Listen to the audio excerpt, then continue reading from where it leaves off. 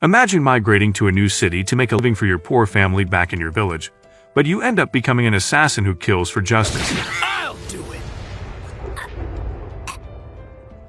The story begins with a guy named Tatsumi suddenly appearing and defeating a first-class danger beast in a single slash. He migrates to the imperial capital to make a living for his poor family, and later, while applying for a job, he is thrown out of the office. In his disappointment, a pretty lady approaches him to encourage him, but ends up duping him of all his money. Later that night, he thinks of sleeping outside, but a lady named Arita, passing by in a chariot, stops and offers to accommodate him in her home. The next day, while on a shopping trip with his savior, one of the guards shows him some posters of some wanted people in the city, and tells him about a group of assassins called Night Raid. Later that night, that same group attacks the mansion Tatsumi is in and begins to slaughter everyone. Tatsumi runs over to defend Miss Arita from an attack by one of the assassins, named Akame, but she swiftly gets past him before he could swing his sword, and attempts to kill Miss Arita. However, he quickly stops her, and since he isn't as skillful as he thought, he tries to negotiate his way out instead. Cold-hearted Akame doesn't listen and lunges at him, but a lady named Leon, who duped Tatsumi earlier, also being a night raider, quickly intervenes and stops Akame before she kills the knave dreamer, risking his life in his first few days of entering the imperial capital. Tatsumi is shocked to see her again. Then she takes him to a nearby storehouse, where innocent lives have been tortured and killed by the Good Samaritan family. Tatsumi sees his two friends also among them, and he realizes that the family isn't what he thought they were. Disappointed and angry, he kills his supposed savior by himself to avenge his friends, and this surprises Akame and Leon. Leon, seeing his great potential, suggests that they bring him along to their base to join the group. Leon takes him around to introduce him to the other assassins, and as he meets them, he realizes that they are a bunch of weirdos. On finally meeting their boss named Agenda, she asks him if he would love to join them, to which he doesn't initially give an answer, thinking he would be killed if he says no. Agenda assures him that they won't kill him. However, they won't let him go either, and he will be employed to work in their workshop instead. Well, I guess he won't be making a name for himself in imperial capital, but rather a fool of himself. He tells them that he came to the imperial capital to make a lot of money so he could save his village from poverty, and Bulat, one of the assassins, tells him that the root cause of the poverty of the nation lies in its corrupt heart, which is why they are on the quest to eliminate the corruption. However, Tatsumi replies that they can't save his village by taking out a few bad guys. Agenda tells him about the Revolutionary Army, which the Night Raid belongs to, which was set up to birth a new nation, where all the citizens will be treated well after crushing the Empire's corruption at its source. Tatsumi becomes excited and agrees to join. Then Agenda hands his training to Akame, the lady who almost killed him, instructing her to kill him if he continues to be an idiot. His training begins in the kitchen, and the dreamer is taught how to skillfully unleash a knife as a weapon to cut vegetables. Ogi is really going to make a big name for himself. Over the dinner table that night, two targets, Olga and Gummel, who have been unjustly taking innocent lives, are introduced as their next targets. And since the other assassins are still out on a mission, Leon and Akame are tasked with the duty of killing Gummel, the weaker enemy, while Tatsumi handles Ogre, the more powerful one. Akame is skeptical about his capability, but he boasts that he can handle Ogre alone. However, she tells him that he is not yet a real assassin until he completes his first job, and makes his report, and that if he gets too confident, he will die, spurring him to become determined to win everyone's respect. Later the night, Leon and Akame effortlessly kill Gummel as easily as killing a fly, while Tatsumi manages to deceive Ogre to follow him to an isolated place. He acts for a while, begging Ogre to recruit him into the Imperial Army so he can earn money to feed his poor family.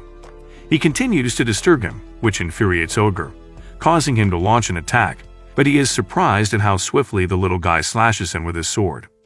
While Tatsumi thinks it was an easy win, Ogre suddenly attacks again, and they engage in some intense exchanges. However, Ogre, too much of a talkative I'd say, soon gets hit and dies.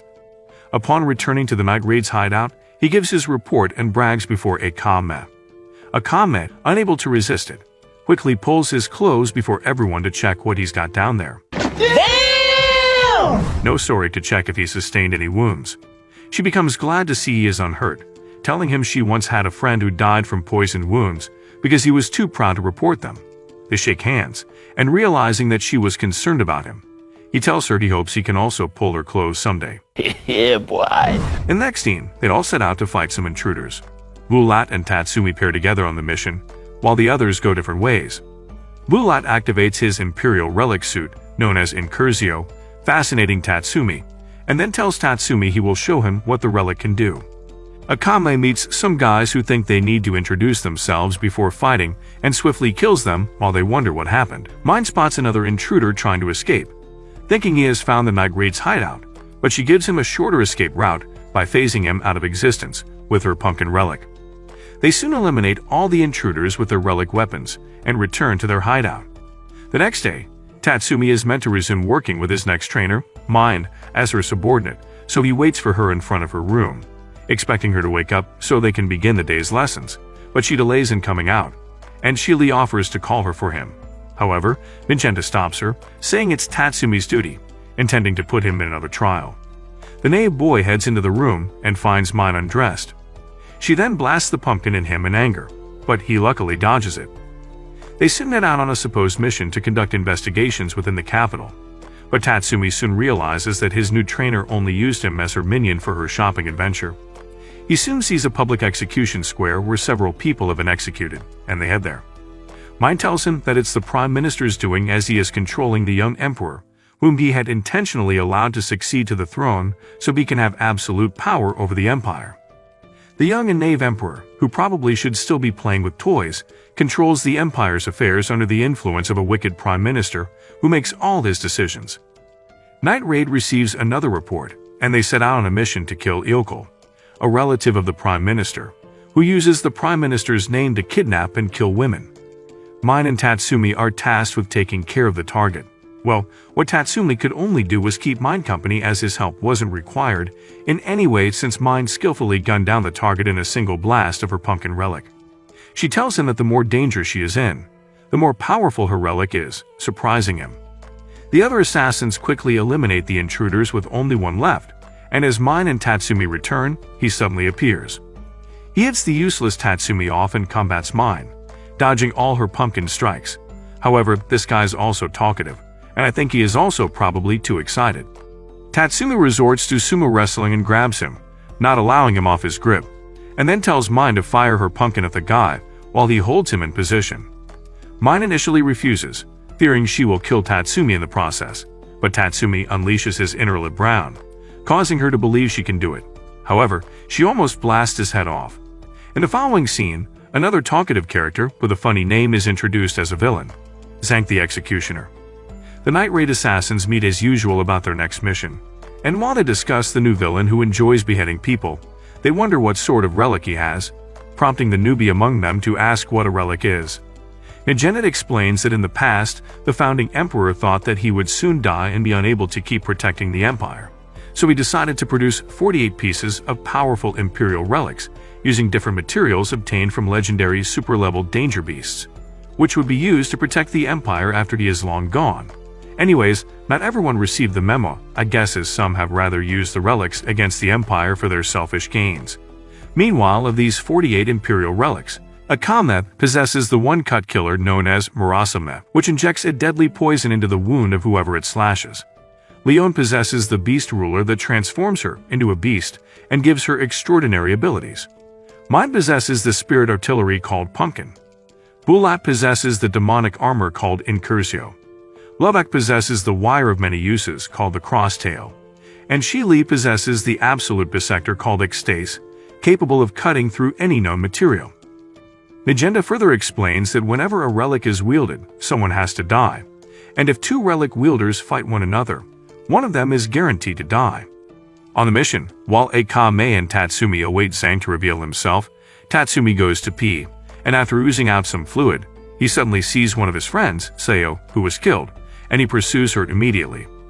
But he soon realizes that it was an illusion caused by the enemy they had been waiting for. He discovers that Zank can also read his mind with his imperial relic called Spected, and while Zank engages in his useless talks, Tatsumi lunges at him immediately, but Zank dodges his attacks, telling him he can read all his moves.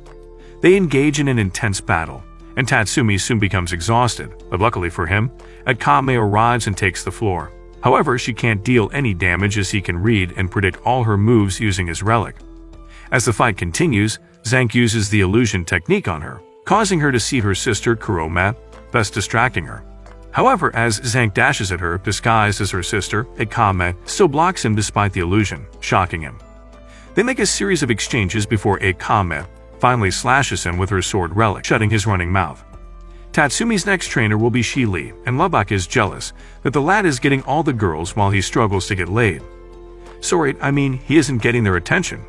Tatsumi begins his training with his new teacher, but he soon realizes that she is as good as blind, and with the memory of a goldfish, even though she looks like a nerd in those specs. Tatsumi wonders how she even got into this line of work, and she narrates how she used to be a nuisance to everyone until a friend found her. However, not long into their friendship, the lady was attacked by an ex who would not let her go, so in a bid to save her friend, Shi-Lee unlocked her innate talent in killing and killed the guy. Her newfound ability to kill made her a freelance assassin shortly after that, where she finally became useful. Tatsumi is asked to try the relic they obtained from Zank to see if he is compatible. He tries it on, and upon activating it, he gets to see what Zank's been enjoying all alone, the view of the girl's panties. Nice. No, I meant to say he can read their minds. Unfortunately, the relic rejects him, and they immediately remove it to report it to the Revolutionary Army. What a loss. Nagenda gives him a book containing information on all the Imperial relics, and he asks which of them is the strongest, to which she answers that it depends on the compatibility and how it is used. However, if she had to choose one, it'd be the relic that controls ice. Tatsumi is eager to continue collecting the relics. Perhaps he will find one to resurrect his friends. However, his hope gets destroyed when they tell him there's no relic capable of that. Tatsumi goes to his friends' graves to cry, and Shi-Lee decides to console him by resting his head on her watermelons. She actually encouraged him to cry as much as he wanted. You could bet the guy stopped crying, and Shi-Lee reasons that she's found a new way to be more useful. In the next scene, Leon takes Tatsumi to the slums where she grew up, and soon a group of men begin to chase them as she has once duped them to.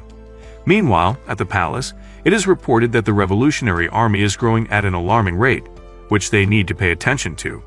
However, the glutton called Prime Minister suggests that they focus on the immediate threat instead, the night raid, and he orders that General Death, the controller of ice, be brought back to the capital to handle the situation. Tatsumi misses his way while running and meets a lady, an Imperial police officer, who owns a pet. He immediately recognizes the pet, having seen it in the book of relics he was given, but the lady assures him it only attacks evildoers. She helps him find his way back to the market square and runs off. Tatsumi reasons that he has to report the situation to his team immediately. Meanwhile, as the lady runs off, she is determined to find the night raid and exterminate them, enraged that they killed her mentor, Captain Ogre. Yeah, the one who talks more than he fights. Tatsumi and Leon head over to a brothel to deal with some women traffickers, and while they return, Tatsumi compliments Leon for saving the girls and giving them hope. This turns her on, and she licks his ear, and then whispers that the next would be his ice cream in the future. No, she meant to say he would be hers when he grows up. Meanwhile, as Shi-Lee and Mine aimlessly run, the Imperial police lady named Sirius storms in with her ugly pet and begins her useless talks, which nobody cares about. She sure learned from Ogre. The fight soon begins with Mine blasting her pumpkin relic at Sirius. However, the pet suddenly grows into an uglier beast and takes all the blasts, making Shi-Lee and Mine realize that it's a living relic with crazy regenerative abilities. Mine reasons that every living relic has a core somewhere in its body, and unless it's destroyed, it will keep regenerating. So she begins to blast her pumpkin at different parts of the monster, trying to locate its core.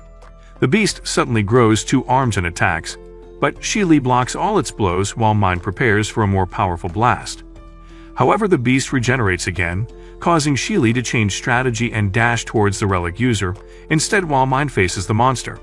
Shi-Lee soon cuts off Sirius' 2 arms, and realizing that she has been overpowered, she immediately uses her trump card to make her pet go berserk.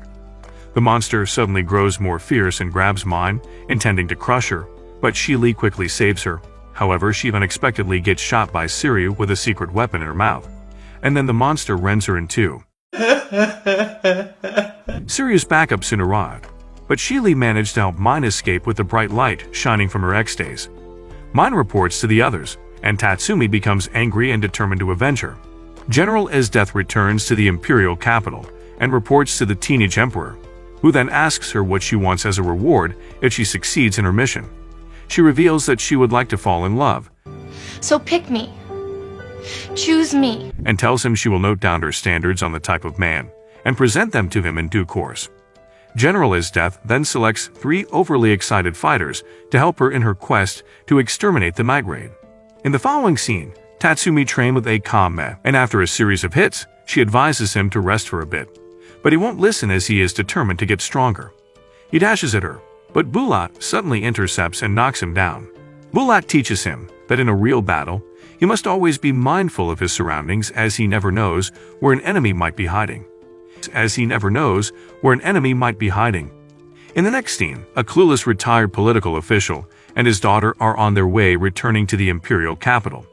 With a desire to continue going against the prime minister and to protect the citizens, but they are suddenly intercepted and brutally killed by General Istit's 3 subordinates. Then they spread some flyers indicating that the massacre was done by the night raid assassins, trying to frame them. Magenta tells her subordinates about the recent developments in the capital and instructs Leon to travel to the capital and observe Death's actions, while the others guard the other political officials who have not been killed. Bulat and Tatsumi secretly board a ship for their mission, using Incurzio's invisibility technique, which soon runs out. So Bulat goes into hiding to prevent others from recognizing his face, which was already on the wanted poster. While Tatsumi observes the activities within the ship, he suddenly begins to hear the sound of a flute. Meanwhile, Leon observes Death carelessly sitting outside, but she refuses to attack as much as she would love to, because her instincts tell her otherwise.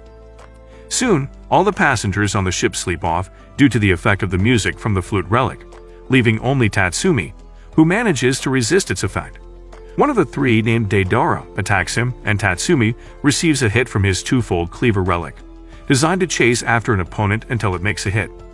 Deidara launches the cleaver again, and Tatsumi foolishly decides to run towards him, so he can deflect the relic to hit him instead, but Bulat intercepts and gives Tatsumi a brain-resetting punch for his foolishness, stating that the enemy already anticipated the move. Deidara is surprised that Bulat is not affected by the music too, and realizes that he had deliberately injured himself to break the hold of the music. Bulat tells Tatsumi to watch his battle closely and burn it into his memory, and he immediately activates Incurzio. The other 2 suddenly attack Bulat, but he reflexively fends them off while still fighting Deidara, surprising Tatsumi, who realizes that this was what Bulat was teaching him about being aware of his surroundings. Bulat shockingly discovers that his former General Liver is one of the 3 working for Death. General Liver unleashes his ring relic, which allows him to control water, and Bulat resists him. The flute guy sees that Bulat's strength can't be matched, so he attempts to start playing again so as to weaken Bulat, but Tatsumi attacks him, and they both engage in an intense battle. However, Tatsumi soon becomes exhausted as usual, and while Bulat almost takes out Liver's liver, the flute guy quickly rescues him. Incurzio deactivates suddenly since it has taken a huge amount of damage, and Bulat, already severely injured, is left with no other option than to combat without his relic. However, Liver is also exhausted from using all the techniques and is also in no condition to use his relic. Liver asks him to join Death's army, saying he could quickly become second in command with his strength and all the officials would fear him. But Bulat declines the offer, saying his job is to defend the citizens. Liver suddenly injects himself with a vial to boost his strength, and they both engage in another round of intense battle before Bulat finally lands a fatal hit on Liver, sending him flying and spewing his blood. However, before Liver falls to the ground, he charges the Blood Blade's attack with his life force. Bulat manages to withstand it, but some of the blades pierce through him, weakening. Moreover, just as Tatsumi thinks they have won, Liver tells them that the vial he injected himself with was poisoned, so Bulat will also die. The flute guy and Deidara suddenly appear, and Bulat, now at the point of death, bequeaths Incurzio's key to Tatsumi, telling him that he can use it to call the armor forth. Deidara tries to manipulate Tatsumi into thinking he isn't qualified to use it, but Bulat tells him otherwise, saying compatibility with a relic is all about the feeling it inspires when one sees it for the first time, referring to how Tatsumi felt the first time he saw Incurzio. Tatsumi finally activates the relic, which suddenly evolves to fit his body. Then he dashes towards Deidara, who has been making the same mistake Ogre made. The two collide with their respective fists, but Deidara is thrown off instead and dies. There just has to be a problem with talking too much before a fight.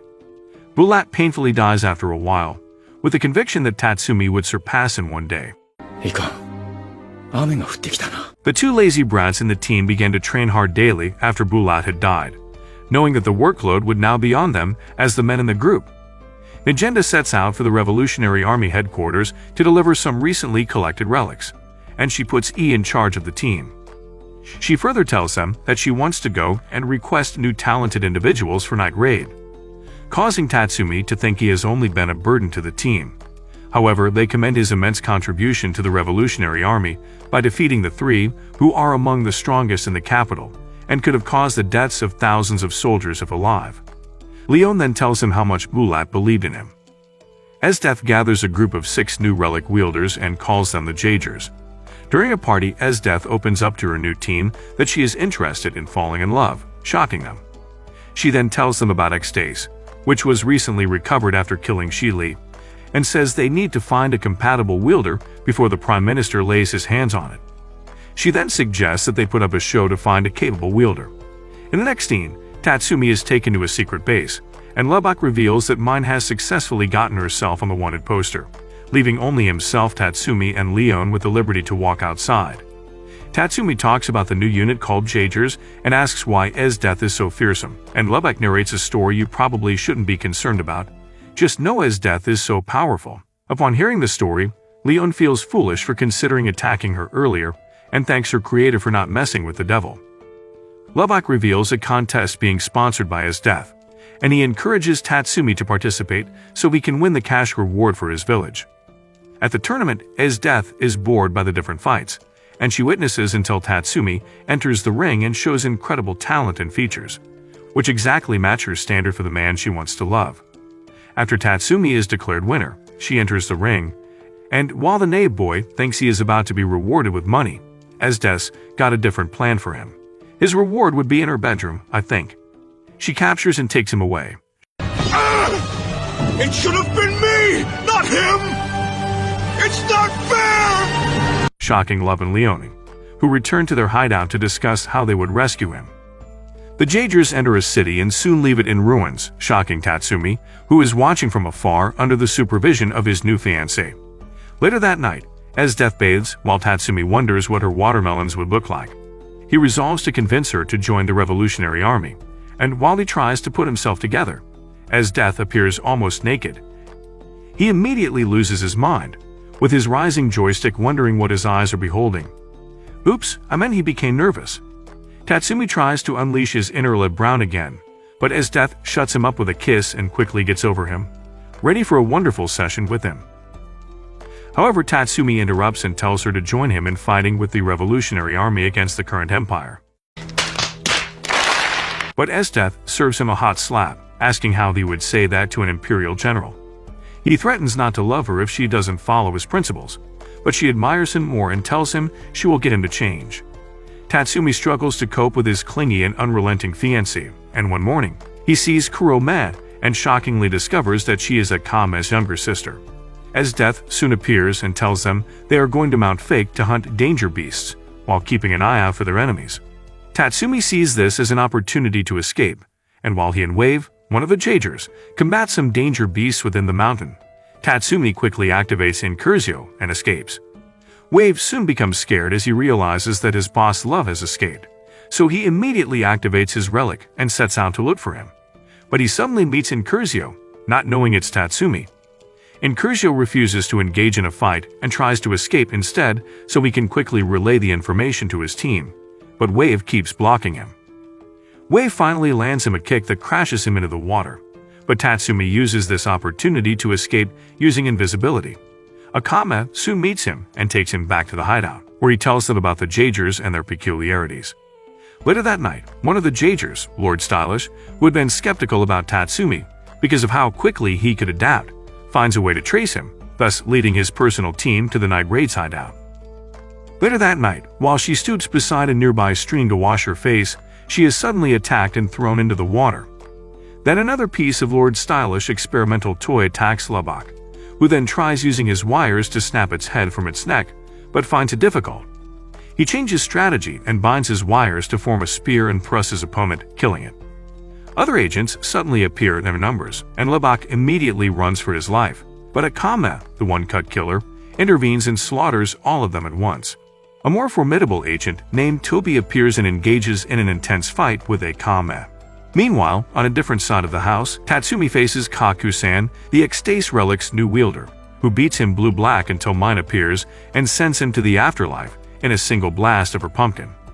Nagenda suddenly appears on a flying danger beast with two other new members of the team. At the same time, Akame continues to combat Toby, and since she can take him out in one blow, being a machine, she begins to cut him down in sizes before Lebak deals a final damage with his wired spear.